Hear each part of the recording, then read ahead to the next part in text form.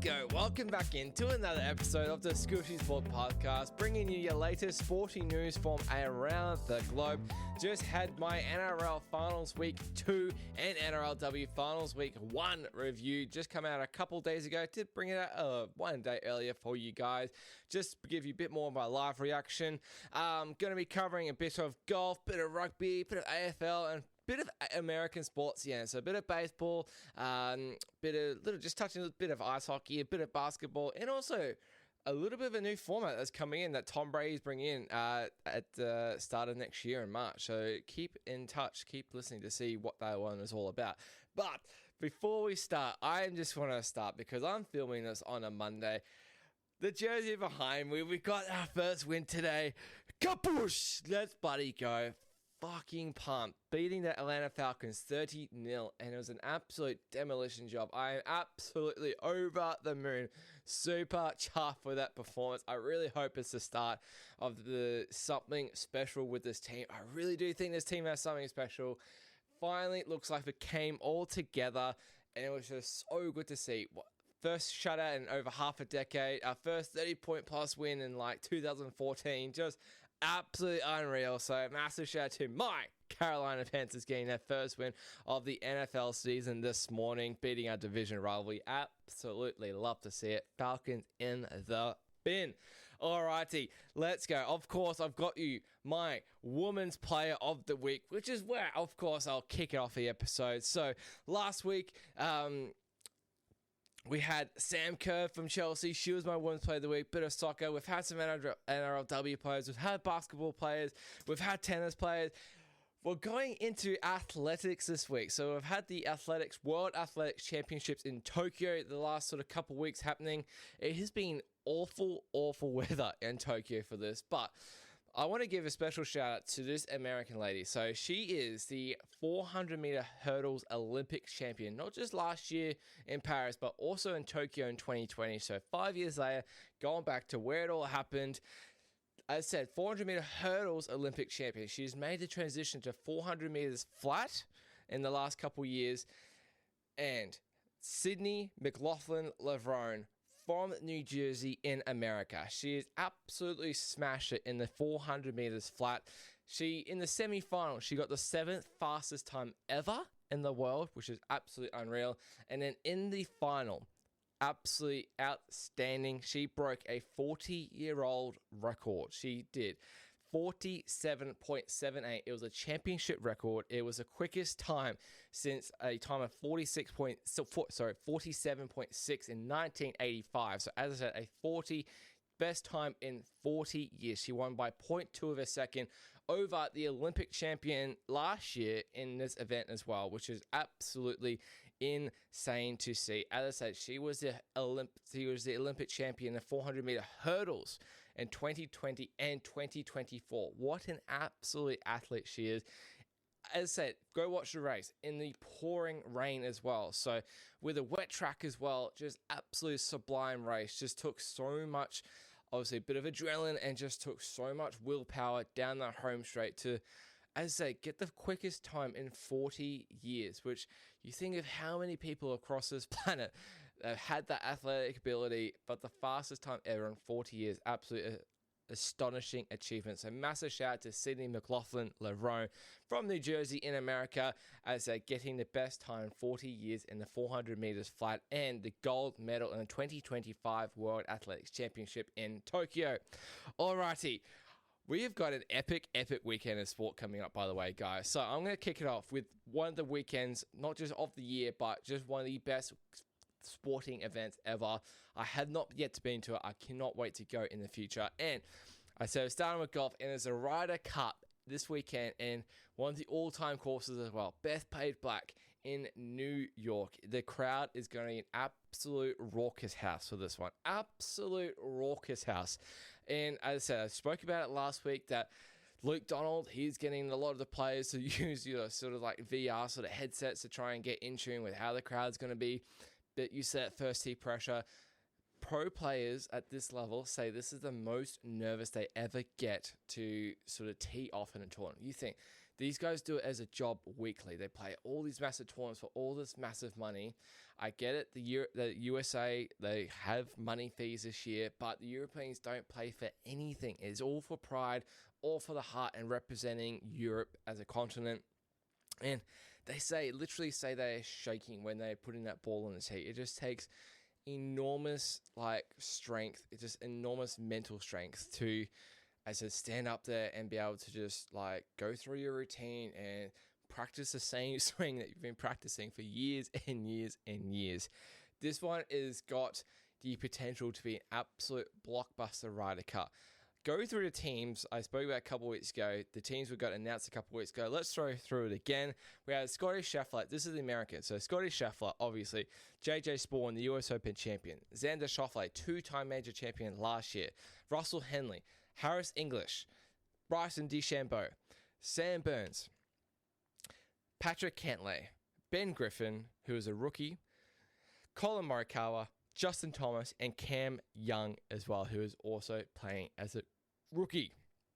This European team, starting off, top of the tree, Grand Slam champion, Rory McIlroy. He will be leading the charge for the European team. We've got Bobby McIntyre, Tour Championship winner now, Tommy Fleetwood. We've got Travelers Championship winner, Justin Rosen. We've got Rasmus Højgaard. We've got Tyrrell Hatton. We've got Open champion Shane Lowry. We've got Masters champion and US Open champion John Rahm. We've got Sepp Straka. We've got Victor Hovland. We've got Ludwig Oberg. And we've got Matt Fitzpatrick, also a US Open champion.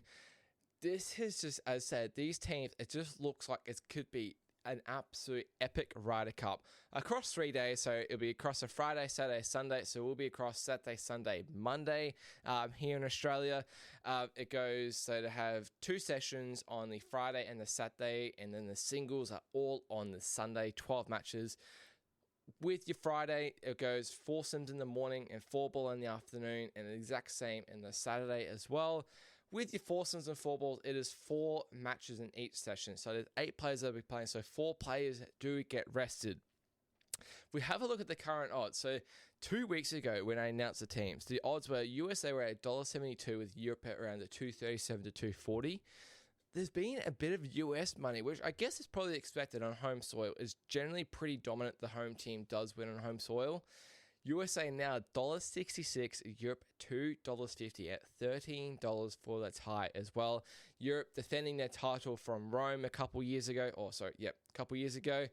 And since 2000, teams are 9-2 when they win the foursomes matches. So foursomes being alternate shot, 4-ball being essentially best ball. So foursomes, alternate shot, one person tees off, next person takes a shot, next person takes a putt. Alternate person takes the tee shot off the next one. 4-ball is just the best score of any player on that hole. Best score of an individual player wins the hole, ties the hole, etc.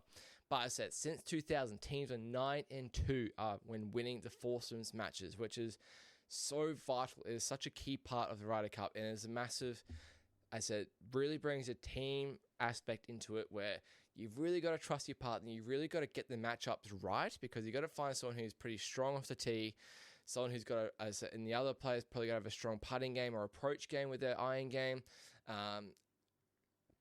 It is just so vital. Is that you use one ball as well, so you got to make sure you're using the right ball and just picking the right players that will really gel well together. You generally don't want, sort of 2 bombers that are good together, but the iron play is not as strong. You generally want one to bounce off the other, so they all combo together to make sort of the best player possible. And that's how you get the elite foursomes pairing. So we have a little bit of a look at sort of how, I'm just going to touch on Scheffler. Look at him in foursomes. We know he's the best player in the world by a country mile. He's actually 0-2-0 in foursomes matches in the Ryder Cup. So not his strongest point, but he is the world number 1 player in the world by a country mile. He has to play all 5 matches, I think, if US are to compete. I said everyone plays the single matches, but I think how can you leave the world number 1 out of any of those 4 matches? Especially if you're to lose a session, you're going to think, why the hell did we rest Scotty Scheffler, the best player in the world? Just makes no sense. You look at the European side of it, they have got some really strong foursomes players. Tommy Fleetwood, Ludwig Oberg and John Rahm have never ever lost in foursomes in the Ryder Cup. I believe Ludwig Oberg in the last Ryder Cup, it was his debut. He went 2-0. Fleetwood, he's gone 4-0. I think Rahm, he's gone about 3-0, 4-0 as well. Absolutely unstoppable. We know Fleetwood, he was very famous. I think it was 6 years ago now. Him and Francesco Molinari absolutely teaming up and destroying everyone. They went 4-0 as a team that year, just destroyed everyone that put them in front of them. Oberg in the last one, he won like 4-3 and 9-7, which is, you just don't see 9-7 in match play. Absolutely insane sort of stuff. I cannot wait. It is one of the sporting events, as in not just of the year, but for something that happens every 2 years, is absolutely such an unreal event. I cannot wait to go in the future, but the Americans have such a good home advantage. Bethpage, I'll set it exactly up to how the Americans like it. Make the rough a tiny bit longer, just sort of bomb it down there, probably make the greens a little bit softer as well. We know the Europeans, if the wind picks up or the greens are a bit harder, that's when they like to take advantage. So I say they try and soften the greens up, try and make it as easy as they can for the Americans with the wedge in hand for them. But I said, cannot wait. Alrighty. Continuing on with our epic sporting weekend that we have going, continuing on the Rugby Championship, we're on to the next fixtures. So the All Blacks have played South Africa now in 2 games. They've played Argentina now in 2 games. Now we've got the Rugby Championship, and we've also got the Bledisloe Game 1 as well. So New Zealand, they kick things off at Eden Park, our fortress, Saturday afternoon. Earlier time slot, they usually kick off at 7 o'clock New Zealand time, 5 o'clock in Australia. This is the 3 p.m. kickoff in Australia. So going to be a tiny bit of an afternoon game, which is very, very interesting to see. New Zealand coming off that, All Blacks coming off that horrific loss against South Africa 2 weeks ago. What the team is going to look like and how they bounce back is going to be a huge testament to how Scott Robinson coaches this team and just how the overall players' mentality are, because that was just so disappointing to watch. As I said, they play at 3 p.m. Eden Park on Saturday afternoon. All Blacks are a 12.5 point favourite, which you might like, considering the last couple of years we're generally close to 20 point favourites and we've covered. Now we're 12.5. I don't seem anywhere near as confident, considering I think the Wallabies are playing quite well at the moment. They're top of the table of the Rugby Championship at the moment. They've got solidity there, and I don't know if they're like a chance of winning in Eden Park, because they haven't won there in like over 40 years or something. But like, I think they can like give us a tiny bit of a scare, but happy to be proven wrong. I would like to be proven wrong. I don't want to be nervous in this game. I hate losing. I hate losing to Australia. And I've never seen the All Blacks lose at Eden Park, which is crazy. I've seen the All Blacks lose like the Bledisloe Cup like once or twice, technically, since I've been born. I don't remember it. The last loss we had in New Zealand against Australia, I believe it was 2000. Actually, I think it was before 2000 in Wellington. It was John Eales who kicked a penalty on the siren to win. But we've won the Bledisloe Cup, 19 years in a row now. It just keeps going on and on. I really hope the same thing continues. There's another match next week, so to go back-to-back weeks. We go over to Perth in that one, which don't seem to have the best record in Perth when it comes to these matches. But this first match, depending where we get a bonus point, where Aussie gets a bonus point within 7, I think we've got to score 4 tries, and I think we have to win by more than 7, so Australia walks out with absolutely nothing. And we've got to win the week after as well, because if South Africa win these 2 games as well, it really does make it interesting for how this Rugby Championship finishes up. So super open at the moment. It literally could go Aussie wins in Perth, we win at Eden Park.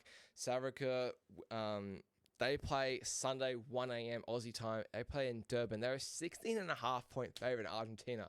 My first thought is, holy dooly, that line is huge considering how well the Pumas have been playing. I get it, South Africa had that huge win against the All Blacks a couple weeks ago, but is it a fat and sassy spot, I like to call it, where they just had this big win? They're all sort of chuffed about themselves, and it's a little bit of a flat spot now. Argentina had a close win, against Australia just the other weekend.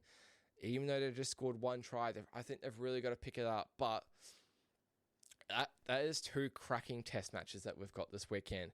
As I said, next weekend, All Blacks travel over to Perth. They play Australia next Saturday as well, so Saturday week.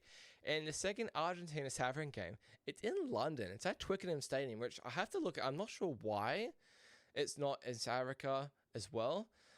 It's in Twickenham, so neutral ground could be a deciding factor to how this Rugby Championship finishes off. And I think whoever finishes bottom of this Rugby Championship does not deserve it. I think all 4 teams have showed their credibility in this championship so far, beating each team once. So, like, no one has swept each other yet. We'll see what happens with Australia. I hope we sweep the hell out of Australia in this game. Massive respect to Australia and how they've been playing, but God, I just love nothing more than beating Australia. That is going to be absolutely massive. 2 massive test matches. New Zealand All Blacks team should come out Thursday morning, which is going to be interesting. Still think we're battling some injuries. I'm hoping we have a couple guys back. D-Mac, he had a shocker 2 weeks ago. Whether we've got Sevu Reece coming back, Rico Ioane maybe, whether we put Will Jordan back at fullback, whether we put Finlay Christie starting back at 9. Going to be really, really vital. The team selection in this game, because I just didn't agree with how the team selection was 2 weeks ago in Wellington. So massive selections coming up for the All Blacks and Scott Robinson. Huge pressure game to how they bounce back. All right. Also this weekend, we're coming to September. End of September always means the finals are happening, whether it's NRL, AFL.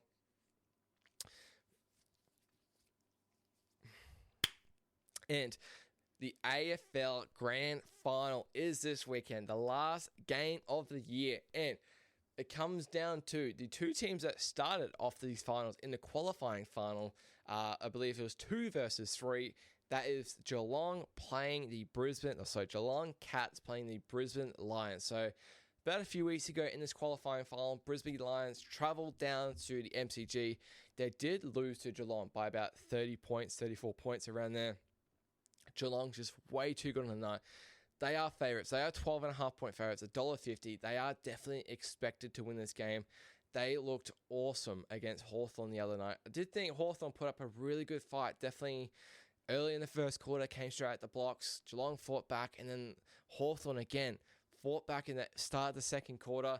It was a tie game at halftime. It was a cracking watch. 100,000 at the MCG for a preliminary final was absolutely insane scene to see. Not a spare seat in the bloody house, but Geelong just too good in the end. They pulled away a little bit at the end. They won by about 30 or so in the end. So really good victory by Geelong. Dangerfield was absolutely electric on the park that night. Best on field by far. And speaking of Dangerfield, him, Max Holmes, and Baz Lenker, Bailey Smith, they are pretty much all co-favourites to win the Norm Smith, around the $7 to $7.50 sort of mark. Will Ashcroft, he's the favourite for the Brisbane Lions to defend. He's a Norm Smith medalist from last year. So the Norm Smith medalist is the man of the match in the grand final. Would be awesome to see him go back-to-back. You obviously got sort of McCluggage there as well for the Lions. You've also got Josh Dunkley, Zach Bailey. He's a real good smoky as well. I think he's around 19 to win the Norm Smith. I can only see this going 2 ways, whether I think Geelong win really, really well like they did a few weeks ago, or I do think potentially Brisbane can win. They are the defending premiers. Geelong, they're the 2022 premiers. They've had so much success in their time. They've always been amongst the top 8, if not the top 4. They're always announced that Chris Scott, he's been an awesome coach for Geelong. Dangerfield, he's been awesome. He's 35 years old and still doing this shit. You got Bailey Smith there. As I said, you got Max Holmes there as well. You got Jeremy Cameron up front. Just a really bloody solid team. They're going to be hard to beat. It's going to have to take a top-tier Lions performance this weekend to be able to topple Geelong Cats. Speaking of Brisbane, that was an awesome game they played on against Collingwood to defeat them by 30 points at their home stand at the MCG with 97,000 there. And you think that's going to be like 80,000 at least pies, like Collingwood fans there as well. Like conceding the first goal, and then they just played Lions footy in that first quarter. They had a 3-goal lead in the first quarter. Then they let Collingwood straight back into it. Collingwood kicked the first 6 of the second quarter. They took like a 2-3 goal lead, and you thought, oh, you're kidding. Like, me being from Brisbane, I was just like, bugger. Like, this is going to be pretty hard to pull back. But their resilience and the ability of Chris Fagan to talk to that team and just have that belief in that team. And for the players to keep having the belief, Harris Andrews, like as a co-captain, McCluggage, he was huge in this game. Thought Zach Bailey, he had an awesome first half. Charlie Rayner, he was a bit quiet in the first half, but the second half, when it mattered, he kicked an absolute couple bangers. Charlie Cameron as well, just a really good all-round team performance by the Lions in that second half. To run away with it, as I said, it looked like it was going to be a really tight contest around halftime, in the second quarter, that sort of thing. But to win by 30 points down in Melbourne was just huge. I believe it was 107 to 77 in the end or something. Just a thrilling win by the Brisbane Lions in the end. They will be looking to go back-to-back premiers for the first time since Hawthorn back in sort of 2013, 14, 15. I believe it was around there. So that is huge. I cannot wait for this game. That is around... It clashes with the All Blacks game. So I'll probably have the AFL on a smaller screen. I'll have the All Blacks on my main screen. That is a 2:30 bounce for that one. So mid-afternoon, sun is shining, hopefully. You're going to have Snoop Dogg there performing. It is going to be an unreal spectacle. 100,000 people, absolutely no doubt about it. I hope a lot of the Brizzy fans are travelling down, despite how expensive the flights are, hotels, that sort of thing. Brizzy, get down there, cheer your team on. Back-to-back premiers. You do not get this opportunity often. 3 grand finals in a row as well for the Brisbane Lions. Losing that first one in 2023 to Collingwood. They bounced back last year to beat Sydney by 10 goals. Absolutely flogged them. Can they do it again this year? Can they repeat? It's going to be an awesome spectacle to watch. From my heart, I really do hope Brizzy wins, just as our hometown. I know a few of the guys. They are absolutely awesome blokes to deal with. But Geelong, they are the better team. They are expected to win. Would not be surprised if they got the job done and got the job done well as well. All right. Going to finish off with some American sport in this one. I'm going to first start with a bit of baseball. So before we get into sort of the playoff contentions and who's in, who's out, shout out to Dodgers pitcher Clayton Kershaw. He is retiring at the end of the season. 18 seasons in the Major League Baseball. Just incredible. When you think about a pitcher, 18 seasons of flinging that arm, it's just absolutely insane. He just completed his last regular season start the other day against the Giants. They got the win for him, which is awesome to see. And he's been an absolute legend for the LA Dodgers. He will be definitely leaving his mark on this team. He's been battling a little bit of injury the last couple of years. I know he had a big return last year, I think, after a year off or so. Dude's like 39 to 40, got 3 kids, that sort of thing. Like, he's definitely done his time, definitely done his pitches in this league. One of the best to ever do it. As I said, 18 season in the big leagues. So Clayton Kershaw, massive shout out to him from the LA Dodgers. All righty. So we have got literally about sort of like 5-6 games to go each for each team left in the season, in the regular season. And I want to start with the Cleveland Guardians. They have been on an absolute charge. They had a massive mid-season slump. They lost like plenty in a row. Could not score a run for shit. Just like they scored like 1 run in like 5 or 6 games or something. Just didn't look like in playoff contention whatsoever. They seem to do this when the time is right, when the time is near. They make it all click. They lost today. I'm filming this on a Monday. They lost today to the Twins, who are not in contention. It was a bit of a shock loss. They still won the series. That was their first loss in 10 games, though, which is insane. They swept the Chicago White Sox, which they're not a great team. And they also swept the Detroit Tigers on the road as well. So that was super impressive when you think of the likes of Tarek Skubal. Just an absolute talented team on that one. They are now 1 game behind Detroit in the American League Central in the division. So it's going to be really tight. So they got either the chance to win the division, get straight into the playoffs, or they can, if the Detroit end up winning that division, they're going to battle out with the Astros for most likely the last wild card spot. So with your American League, it does look like the Mariners and does look like the Blue Jays will win their divisions, and it is looking like the Chicago Cubs, they're going to be there as well, and not the Padres, forgetting who that other team is, but it's definitely looking tight at the top there, and both teams should be really close to making it. Oh, God. Looks like Cleveland are probably going to be the better chance over Houston at the moment to get that wild card spot. How the playoffs work, you got two divisions. So you got the American League, you've got the National League. 6 teams in each make the playoffs. So you've got 3 divisions within each league. The winner of each division makes the playoffs automatically. So there's 3 teams on each side. Then you've got just the best record after that to make your wild cards. The next best 3 teams after that make your wild card spot. How the playoffs work from there is the leagues play their own sort of playoffs. The top 2 teams in each league with the best record, so they're going to win the division, they essentially get the first round off. They don't play the wild card. They go straight through to like the divisional matchup. The rest of the 4 teams, so it goes like 3 versus 6 and 4 versus 5. They play a best of 3 series, 3 games. First of 2 wins essentially. Then they go on to play the divisional. They play the number 1 and the number 2 seed from there in a best of 7 series, and then they play for the pennant at the end another best of 7 series from there, and then you've got the World Series. So still plenty of baseball games to come up. Still literally a potential of another sort of 25 games for each any playoff team if they make it through to the wild card. So still plenty of games to go. In the American League, I spoke about the American League. The Mariners and the Blue Jays look like they're going to go through. In the National League, we've had the Cubs. They've just clinched their playoff spot. The Dodgers, they will seal the National League West. They'll seal the division. And the Phillies and the Brewers have already sealed their division. They are through to the playoffs. They will probably be the 1 and the 2 seeds, so they'll most likely go through already to the divisional.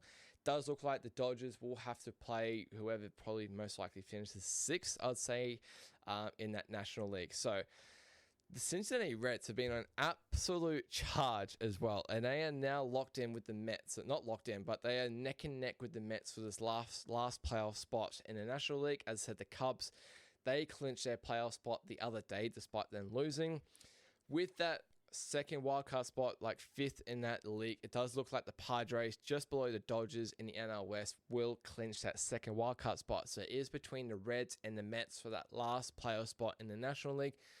Personally, it was such a good story seeing the Mets there last year. They did really well. They lost in the championship in the National League against the Dodgers, but they were one of the underdog stories. But now they've got Juan Soto, you've got Pete Alonso there, you've got a stacked team there. But I love the Cincinnati Reds team, a bit of an underdog team. Ellie De La Cruz is there, Spencer Steer as well.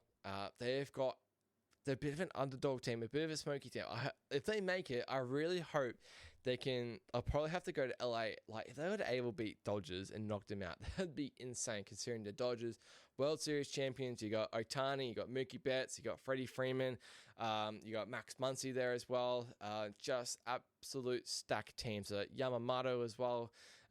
Just really good pitchers as well. They're still literally the favorites to pretty much win the World Series, even though they'll probably be playing that first wildcard round.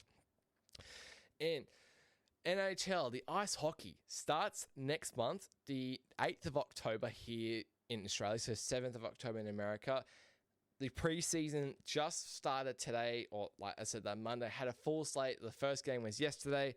Preseason game started. They played about sort of 4 or 5 games in their preseason, just to get the warm-ups. A few starters have been playing as well, getting a bit of rotation going, just getting the skates back on the ice, just getting back into it. I absolutely love the ice hockey. One of the better sports, I think, that you can watch. It is just end-to-end all the time, action-packed, brutal hits. It literally looks like no rules matter whatsoever, apart from your obvious sort of rules. But in terms of fighting, if you like to see fighting when it comes to sport that's not MMA or boxing, get ice hockey on your TV. It is an absolute spectacle to watch. The Florida Panthers, the back-to-back Stanley Cup champions, open the season against the Chicago Blackhawks, as said, the 8th of October in Australia, looking to go back-to-back, which should be just an outstanding achievement. I know the Tampa Bay Lightning, they did it sort of 5 years ago in that COVID period. They went back-to-back. And just they've made the Stanley Cup 3 years in a row. So they even lost to Vegas the year before as well. They're going for the 4th year in a row making the Stanley Cup final, beating the Edmonton Oilers in back-to-back as well. First one was in Game 7, and I think they won 4-1 or 4-2 in the last Stanley Cup, so a bit more convincing. But they will be there amongst it again. I can't expect them not being there. Just a stacked team. Edmonton will be there as well. Obviously, you got the Hurricanes as well. You got the Avalanche there as well. You've got the Utah Mammoth, who are known as the Utah Hockey Club last year. They have rebranded, like they're eventually going to get a team name. They are the Utah Mammoth, so they don't have like an S on the end of the now another team that don't have an S on the end of their name. So it's not like it's the Predators, or it's not like it's the Panthers or the Oilers. They're just the Mammoth, not the Mammoths, just the Mammoth, which I like. Nice touch. NBA, that kicks off in just pretty much a month, 22nd of October. You've got Oklahoma City Thunder. They open up their season against the Houston Rockets in a home opener. And I believe the same day after that, Golden State Warriors play the LA Lakers, which is pretty traditional sort of opening day matchup. Both going to be really good matchups. Haven't dug too much deep into the NBA so much this year. Obviously, you got Cooper Flagg. He was drafted by Dallas Mavericks. Who they got the number 1 pick as well. He is meant to be the absolute talk of the town. One sort of the best number 1 draft picks going around. Obviously, you got Wembanyama. He's like in his 3rd year. He should be awesome for the Spurs again. I think the Spurs will make the playoffs this season. They're going to be a really good watch this year. And then to finish it off, I've covered 3 American sports. I'm not going to go into NFL. As I said, a little bit different for you. Tom Bradys. No, he's not coming out of retirement to play in the NFL. Thank goodness.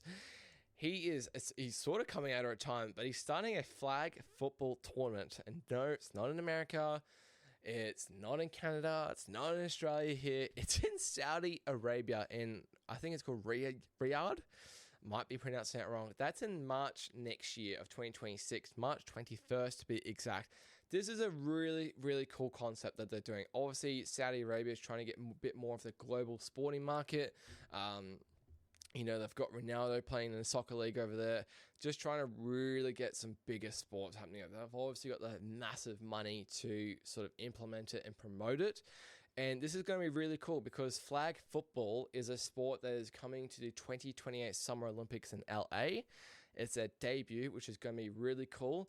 And this is going to be a really good promotion and kickstart for flag football as well. So if you don't know what flag football is, like if you're listening in Australia, it's kind of like the gridiron version of OzTag in a way. So 5-on-5.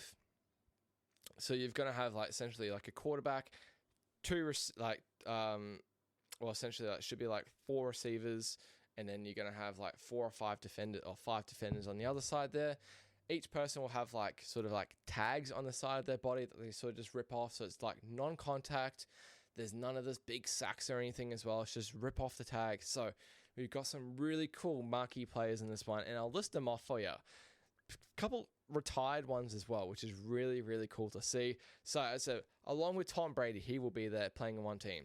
So I'll go through the format. So it's going to be 3 teams, 8 players in each team, but it is 5-on-5. So it's going to be 24 players there. It's going to be a round robin. So 2 teams will play each other. All teams will play each other. You've got the coaches. So you have got NFL coaches as well. You've got Pete Carroll from the Raiders. You've got Sean Payton from the Broncos. And you've got Kyle Shanahan from the 49ers that will be coaching these 3 teams. It is 5-on-5. You got 20-minute halves. You got a 50-yard field. So it's a half length of the normal field as well. 20-minute halves, as I said, 10-yard end zones.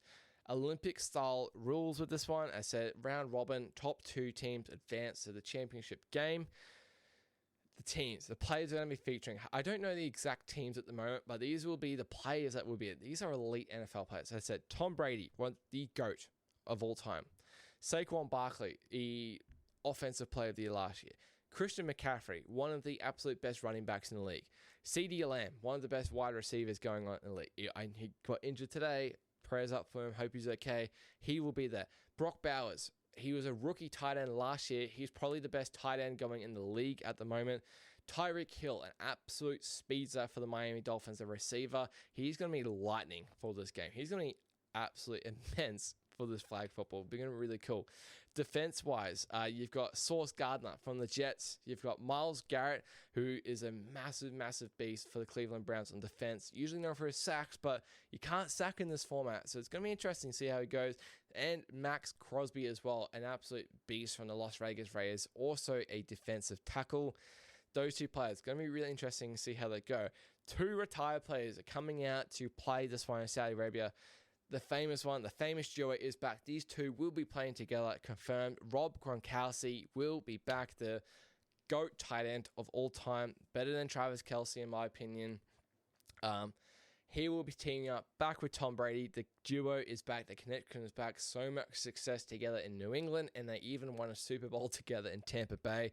And Odell Beckham Jr. will also be there. One of the greatest talents that pretty much was around in the NFL, a receiver. He was at the Giants. He was at the Browns for a little bit as well. And then he went to the Rams and he also won a Super Bowl. Yes, he did do his ACL in the Super Bowl. He was just never really the same player after that ACL injury. But going to be really cool to see him sort of back in action, playing a little bit of football. So the receivers are really cool in this game. The running backs are cooler. Going to have Tom Brady there. I don't know who the other two quarterbacks are going to be throwing the pill in this game. And you got three really cool coaches as well, which they look like they're going to be quite cool coaches as well. Like, not really like boring coaches. That's what I'm trying to say. Like, coaches are going to try and like implement a bit of fun, like more fun to it, as they really kind of add to the spectacle of flag football in this one. And as I said, is debuting at the Summer Olympics in 2028 in LA. So really good promotion on the sport. And as I said, that is in March next year in Saudi Arabia. The only thing I will say about this one is obviously it's complete off season, right? Like, it's just after a month after the NFL season finishes. Everyone's going to be in off season. The only thing is like no sort of, like players can still get injured, obviously, whether they go 100% at this, where they play as hard as they can, like the current players. Because if they get injured, there's actually like no sort of like insurance to them, right? Like, there's not like they get like a payout from the Saudis or like from the NFL team. Like, it's not like aligned with the NFL or whatever. It's a completely different thing. The money must be absolutely insane in this. Apparently, it's being reported, this is not true, Tom Brady is going to be making around $50 million from this, which is just crazy. Like, he's the one that's leading this whole thing, which, as I said, is really super cool that he's coming back into the sport, doing things for the sport. He's a commentator now for Fox at the moment, doing really well in my opinion. And he's also a part owner of the Las Vegas Raiders as well. So he's obviously keeping really in touch with still football, which is really cool. Like, without doubt, unanimous first ballot Hall of Famer. He is the greatest quarterback, the greatest player of all time. 7 Super Bowl rings, more than any other team in the National Football League, which is an insane stat. 6 for the Patriots, 1 for the Buccaneers. All right, that will do it for this episode of the Skooshi Sport Podcast, covering your golf with the Ryder Cup this weekend. We've got the Rugby Championships / Bledisloe Cup this weekend as well. AFL Grand Final as well. Geelong against Brisbane. My Women's Player of the Week, massive shout out to Sydney McLaughlin-Lerone as well, winning the 400 meters flat in pretty much record time, second fastest time in the world, which was awesome to see. And I said we finished off with a bit of American sports as well, and talking a little bit about that flag football tournament coming at the start of next year. Guys, really, really appreciate you watching. Please don't forget, give me a like, give us a subscribe, give me a follow, give me a review and comment. Let me know what you think. Red Zone Report will be out, sort of normal time, back on Thursday. This will be out on Wednesday for you. Really appreciate it. Love doing the Red Zone Report. I said, give the NRL review a watch as well. We had 2 cracking games in both the NRL and NRLW. Just happened. Guys, appreciate you watching. Cheers.